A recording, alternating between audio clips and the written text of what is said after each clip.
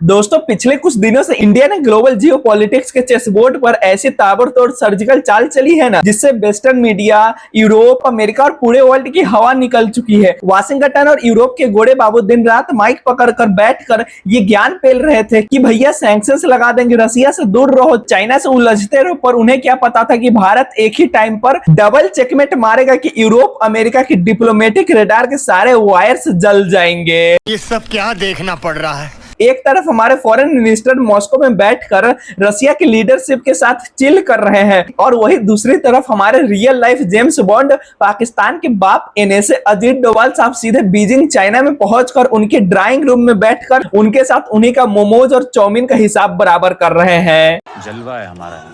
दोस्तों एक ही टाइम पर इंडिया के दो बड़े लीडर्स का जाना, विजिट करना रसिया और चाइना जैसी कंट्री को, ये कोई छोटी मोटी बात नहीं है, बहुत बड़ी बात है। अब वेस्टर्न मीडिया सर पकड़ के रो रहा है कि भाई ये पूरा गेम चल क्या रहा है, आखिर क्यों NSA Ajit Doval China visit पर गए और क्यों इंडिया के फॉरेन मिनिस्टर रसिया विजिट पर गए। दोस्तों इसी का हिसाब किताब आज आपको इस वीडियो में बताने वाले हैं, तो वीडियो को पूरा एंड तक देखिए क्योंकि आपको पूरा मजा आने वाला है।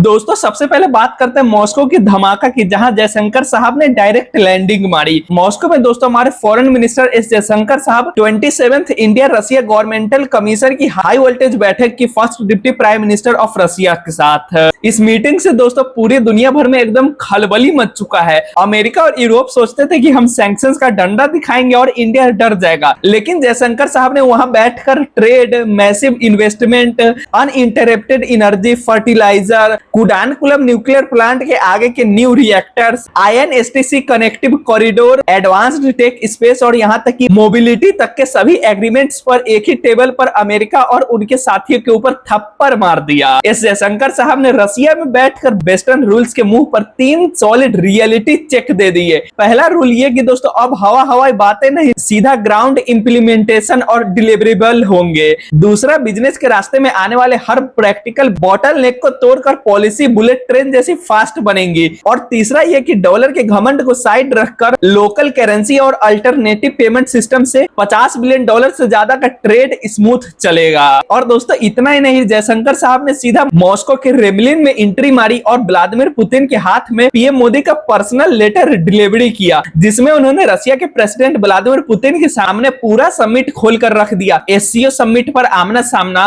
और भारत में होने वाले ब्रिक्स समिट में पुतिन साहब का ग्रैंड वेलकम और annual India Russia bilateral summit की एकदम फुल तैयारी उसमें की गई, जिसमें दोस्तों व्लादिमीर पुतिन साहब ने भी यार पीएम मोदी की और इंडिया की बहुत ज्यादा ही तारीफ की कि इंडिया एक इंडिपेंडेंट कंट्री है, इंडिया एक सोवरेनिटी कंट्री है जो खुद अपना फैसला ले सकता है, जो पूरे दुनिया भर से लड़ सकता है अपने हक के लिए, अपने फायदामंद के लिए। किसी भी मीडिया से, किसी भी कंट्री से टक्कर लेने को इंडिया तैयार बैठा हुआ है। और व्लादिमीर पुतिन साहब इंडिया की डिप्लोमेसी से इतने खुश हो गए कि उन्होंने पूरी दुनिया के सामने आकर अनाउंस कर दिया कि इंडिया अब एक सॉलिड और रिलायबल स्ट्रेटेजिक पार्टनर है जिसे किसी की दादागिरी हिला नहीं सकती। साइड में दोस्तों अमेरिका के ऊपर एक तमाचा मारा है हमारे व्लादिमीर पुतिन साहब ने अपने एक छोटे से बात से। अमेरिका और यूरोप को तो यार जल के खाक हो चुका है। बर्नौल मूवमेंट यार अमेरिका और यूरोप के ऊपर आ चुका है।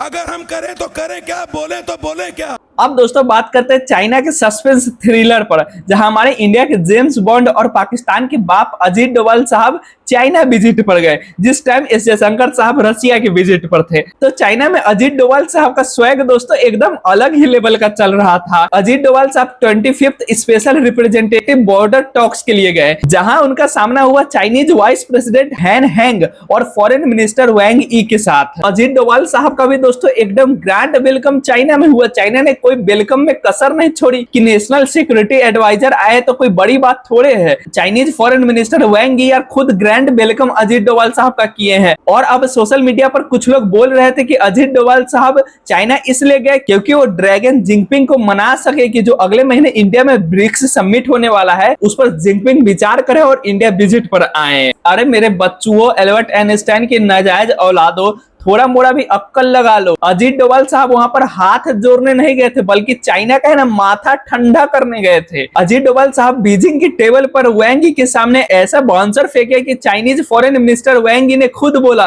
कि इंडिया हमारा कोई राइवल नहीं है, दुश्मन नहीं है, बल्कि हम दोनों लोग एक गुड पार्टनर है और हम लोग म्यूचुअल ट्रस्ट बिल्ड करते हैं। भले ही वैंग यी के अंदर कुछ अलग ही खिचड़ी पक रही हो, लेकिन अजीत डोभाल साहब के सामने कोई चाइनीज फूड की तरफ फालतू बकवास उन्होंने नहीं किया। तब उसके बाद डोभाल साहब ने क्लियरली उन्हें समझा दिया कि हम पार्टनर्स है, कंपेटिटर नहीं। लेकिन ये गुड नाइबरहुड डायलॉग्स तभी काम आएंगे जब एलएसी और अरुणाचल प्रदेश के बॉर्डर पर डी एस्केलेशन मेंटेन रहेगा और पीस एकदम अच्छे तरीके से मेंटेन रहेगी। और जो चाइना अपना नाजायज हरकत करता है कि बॉर्डर के आमने सामने विलेज खड़ा कर रहा है, वहां पे डेवलपमेंट कर रहा है, अपने मिलिट्री इक्विपमेंट बढ़ा रहा है, ये सब चीज चाइनीज को बंद कर देना चाहिए। अजीत डोभाल साहब का मेन कारण था चाइना विजिट का कि बॉर्डर डिस्प्यूट्स। भाई हाल फिलहाल दोस्तों चाइना ने ऐसी बहुत सारी यार नाजायज हरकत कर रहा है इंडिया के बॉर्डर पर, जिससे इंडिया को प्रॉब्लम फेस करना पड़ रहा है। आपने अरुणाचल प्रदेश का भी केस देखा होगा, जिसमें चाइनीज इमिग्रेंट्स अरुणाचल प्रदेश के बॉर्डर के आसपास विलेज बैठा रहे हैं, वहां पे विलेज चाइनीज गवर्नमेंट खड़ा कर रहा है। इस सब के ऊपर अजीत डोभाल साहब मेन था बात करने गए थे। और मार्केट में जो अफवाह उड़ाई जा रही है कि जिनपिंग को मनाने गए थे इंडिया विजिट पर,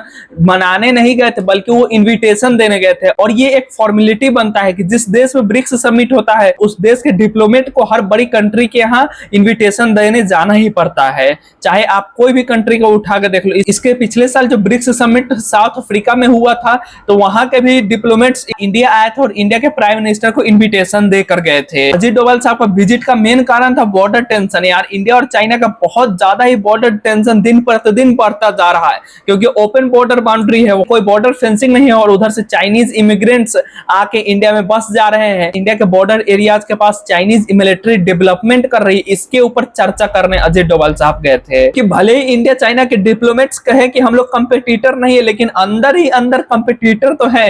हो ना हो आने वाले फ्यूचर्स में वार तो चाइना के साथ लिखा ही है, उसके लिए जिनपिंग का आना इंडिया बहुत ज्यादा ही जरूरी है। और अजीत डोभाल साहब कोई ऐसा पॉइंट चाइना को नहीं देना चाहते कि जिनपिंग इंडिया विजिट पर ना आए। 7 या 8 साल हो गए दोस्तों जिनपिंग का इंडिया विजिट। इंडिया का स्टैंड एकदम साफ था, अगर न्यू दिल्ली में आना है, ब्रिक्स समिट अटेंड करना है और पीएम मोदी के साथ बायलैटरल टेबल पर बैठना भी है जिनपिंग साहब को। कोई भी अगर पड़ोसी रहता है ना, तो हल्का फुल्का बॉर्डर डिस्प्यूट होता ही है। जैसे आप अपने पट्टेदार को देख लो, आप अपने घर के पड़ोसी को देख लो, उसको भी आपसे जलन होती होगी, भले मुंह पर कुछ भी चिकना दे कि ना आपसे कोई लड़ाई झगड़ा थोड़े, लेकिन अंदर ही अंदर वो आपको खा रहा होता है और आप उसको खा रहे होते हो। सेम सिचुएशन इंडिया और चाइना का भी है। और अब चाइना को भी समझ में आ रहा है कि ये अब पुराना वाला भारत 1962 वाला नहीं है कि इंडिया को कब्जा कर लेंगे, यहाँ पर किसी का प्रेशर काम नहीं आने वाला है। और अजीत डोभाल साहब वहां से एक खुशी की भी खबर लाए हैं कि चाइनीज प्रेसिडेंट जिनपिंग साहब लगभग 7 इयर्स बाद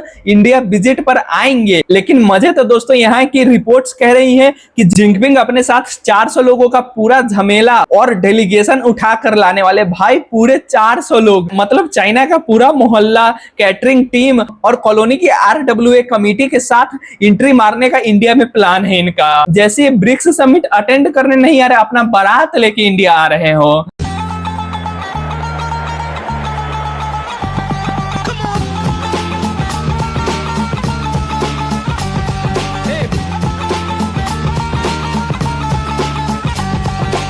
तो भाइयों पूरी कहानी का एकदम सॉलिड और पूरा क्रिस्टल क्लियर मतलब ये है कि ये सारा गेम न्यू दिल्ली में होने वाले हाई स्टेक का ब्रिक्स समिट के पावर बैलेंस को सेट करने के लिए चल रहा है। एक तरफ जयशंकर साहब ने मॉस्को में एनर्जी, ट्रेड और स्ट्रेटेजिक अलायंस लॉक करके वेस्टर्न कंट्रीज और अमेरिका के सारे सैंक्शंस का ब्लूप्रिंट फाड़ के डस्टबिन में डाल दिया, और दूसरी तरफ डोभाल साहब ने बीजिंग में बैठकर बॉर्डर सिक्योरिटी और ब्रिक्स का स्टीयरिंग व्हील भारत के हाथ में पकड़ा दिया। दोस्तों पूरी दुनिया तमाशा देखती रह गई और भारत ने यह दिखा दिया कि ग्लोबल सुपर स्टेज पर असली बॉस प्ले बिना किसी के दबाव में आए कैसे खेला जाता है। एस जयशंकर साहब का विजिट और अजीत डोभाल साहब का विजिट ये दिखाता है कि इंडिया अपना स्टैंड खुद ले सकता है। अमेरिका और वेस्टर्न कंट्रीज की सैंक्शंस इंडिया पर कोई प्रभाव नहीं पड़ने वाली हैं। अगले महीने इंडिया में होने वाला ब्रिक्स समिट इंडिया के लिए बहुत ही ज्यादा इंपॉर्टेंट है, क्योंकि वहां पर दुनिया भर की मीडियाज आएंगी और इंडिया का एक लेवल और सुधरेगा। दोस्तों कमेंट में आप जरूर बताइएगा कि आखिर किस लिए अजीत डोभाल साहब चाइना में गए और एस जयशंकर साहब क्यों रसिया विजिट पर गए हैं। फिर मिलते हैं अगले वीडियो में, तब तक के लिए जय हिंद जय भारत दोस्तों।